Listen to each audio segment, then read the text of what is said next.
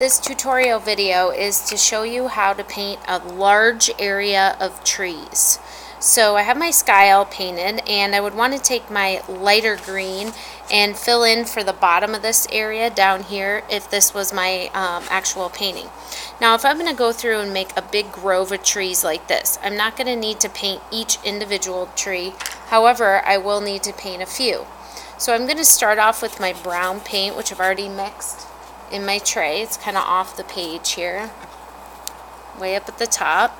And I'm going to paint individually just the small tree that kind of comes up and out. I'm painting this one right here. So I've just got my individual branches for some of those trees. Once I get that part done, then I'm ready to dig right into adding the leaves on it. So I've started off with mixing some greens already on my palette. And I don't have a lot of water with this. We're going to do kind of a dry brush technique.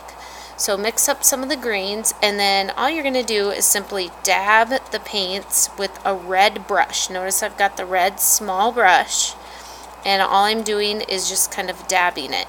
You can see that part of the brown is showing, and that's okay, and it's kind of blending a little. That's because I didn't let it dry, which is actually okay for this, what I'm doing today. I might need to get some more green, definitely, and maybe even mix up kind of a darker shade of green here if I want to fill in. So here's some of the other areas of trees that are going to go next to this one. So I'm just using, kind of dabbing my brush to fill in, switching colors frequently so that I can see the variety of trees that are happening. So this one's kind of a different shade of green than the other one, and I'm really just kind of layering these up. I might even come back another day once this is dry and go through with maybe like a darker shade or something to give it some more depth and variety and really layer it up.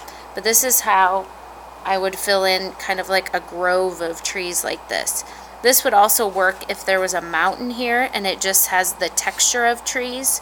I'm going to do the same type of technique. So practice a bunch on your own first before you do it on your final paper, and then show it to me, and if you need some help with it, let me know and I'll give you some guidance.